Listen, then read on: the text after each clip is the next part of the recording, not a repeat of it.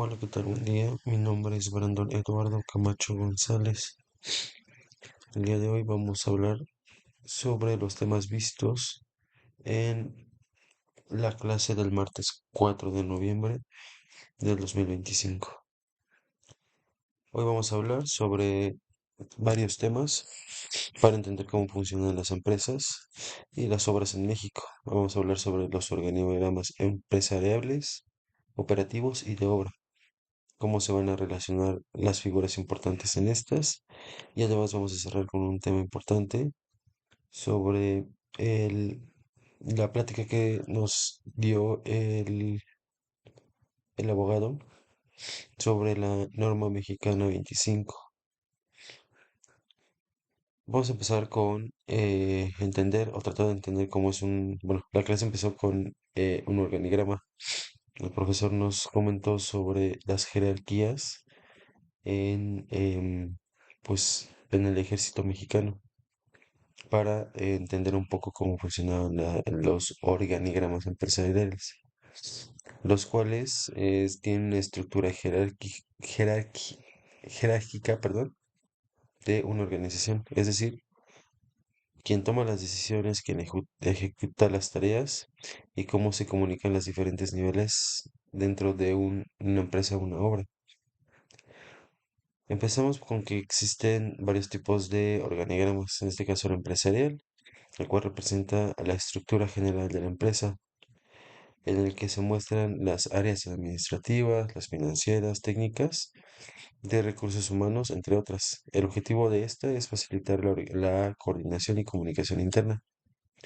En cuanto al organigrama operativo que mencionó el profesor, describe que se organizan las actividades del día a día, en donde se reflejan los procesos, los flujos de trabajo y las responsabilidades operativas de cada departamento. Después seguía el organigrama de obra, que este es más fundamental en el caso de la construcción, porque muestra relaciones entre las figuras que participan en la ejecución de la obra. Como tal, aprendimos que un buen organigrama no solo se ordena en el trabajo, sino que mejora la comunicación, la eficiencia y el control en todos los niveles. Luego, el profe mencionaba que dentro del organigrama de una obra vamos a encontrar diferentes actores, entre ellos el residente de obra, el cual es una figura técnica encargada de supervisar y dirigir la ejecución del campo. Luego el auditor de obra, que su función es garantizar la transparencia, supervisar los recursos, revisar los contratos, las facturas y los avances físicos y financieros. Y el padrón de proveedores, que este es un registro de empresa o personas físicas autorizadas para asumir los bienes o servicios de una institución. En este caso, aprendimos que tener una estructura bien definida no solo es un requisito formal, sino una necesidad operativa. El organigrama se convierte en una herramienta para el control, la comunicación y la rendición de cuentas. Luego, sobre la plática que nos dio el abogado de la norma número 25, nos platicó bueno, nos dijo que esta norma fue desarrollada por la Secretaría de Trabajo y Prevención Social del Instituto Nacional y el Instituto Nacional de las Mujeres y el Consejo Nacional para Prevenir Discriminación, en este caso el CONAPRED. El objetivo de esta norma mexicana es fomentar la igualdad de oportunidades y trato entre mujeres y hombres dentro de los centros laborales, pero también prioriza la inclusión de personas con discapacidad y otros grupos en situación de vulnerabilidad.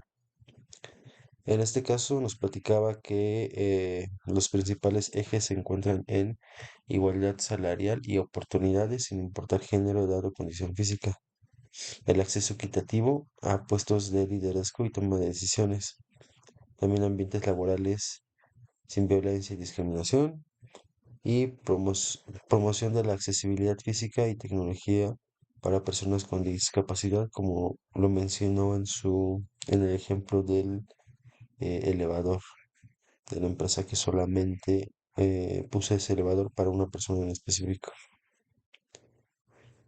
Sabemos que las empresas que implementan esta norma pueden obtener un certificado de igualdad laboral y no discriminación, que es un reconocimiento oficial que refuerza su reputación y compromiso ético. Esta norma representa una transformación cultural, entender que la diversidad fortalece a las organizaciones y a cada persona sin importar su condición. En conclusión, para este podcast, los organigramas no solo estructuran a las empresas y a las obras, sino que también reflejan sus valores y su transparencia, así como su compromiso con la sociedad. Y cuando esos valores incluyen la igualdad, la inclusión y la empatía, el resultado es un entorno laboral